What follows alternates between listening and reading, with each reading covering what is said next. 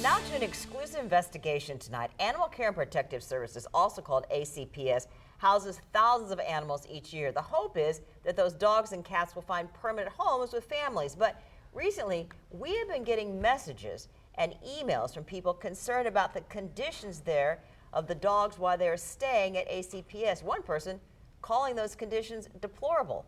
Our Katie Jeffries heard those concerns, and she is on your side tonight looking into the issues being brought to light. Alison Franciscus says she began volunteering at Animal Care and Protective Services in September, but says the conditions she saw has driven her to speak out. Kennels will be covered from wall to wall with feces. Some are bloody because they have raw paw. Raw paw are abrasions on a dog's paw pads, often from extensive activity on concrete.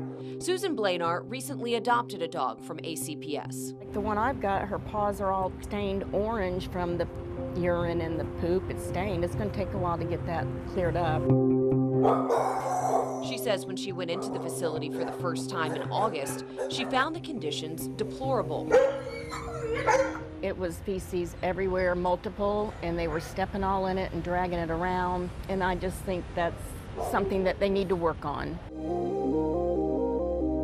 To look into these concerns, we visited ACPS 3 times the week of November 6th.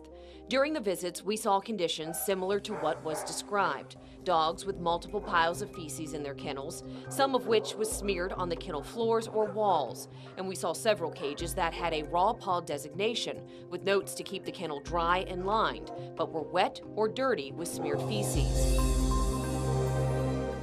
We took these concerns to Michael Bricker. He is the chief of Animal Care and Protective Services. He's been on the job since September. We do not think that any dog should be in a messy kennel, but our #1 priority is getting that dog out of that kennel forever. Getting it into a forever home, getting it into a foster, maybe transferring it to a rescue. He says there is a kennel attendant scheduled for every 2 kennel runs, and they clean throughout the day. He says his priority is getting the dogs out of the kennels altogether. But he admits with over 300 dogs, not every dog is able to get outside every day. We're getting dogs out. We're getting about 140 dogs out every single day consistently, which means that, some dogs don't get out in a day yet. But that's something that we're definitely working hard to do. As for the dogs with raw paw alerts, he says the protocol to treat raw paw was established before his time, and he wants to focus on why the dogs are getting raw or injured paw pads. We're trying to get dogs out of the kennel more. We're doing more walkthroughs. We're doing all the things to try to prevent those things from happening. Chief Bricker says his focus is on raising the profile of ACPS within the Jacksonville community and getting the dogs out at community events and hopefully adopted.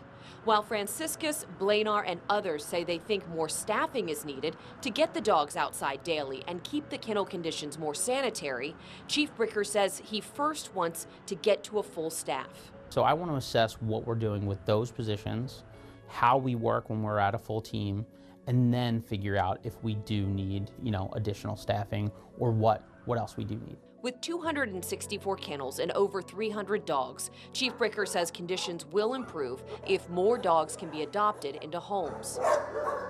But Franciscus says she worries the conditions of the kennels could turn away potential adopters. You can't expect people to want to adopt dogs that are covered in feces, that are cold, that are shivering, that are shut down. You can't expect that. They need help. In Jacksonville, Katie Jeffries, First Coast News, on your side. Now, we did reach out to Mayor Donna Deacon's office about funding for ACPS. A spokesperson says her proposed budget would increase the funding by 13%, which is an additional $626,000.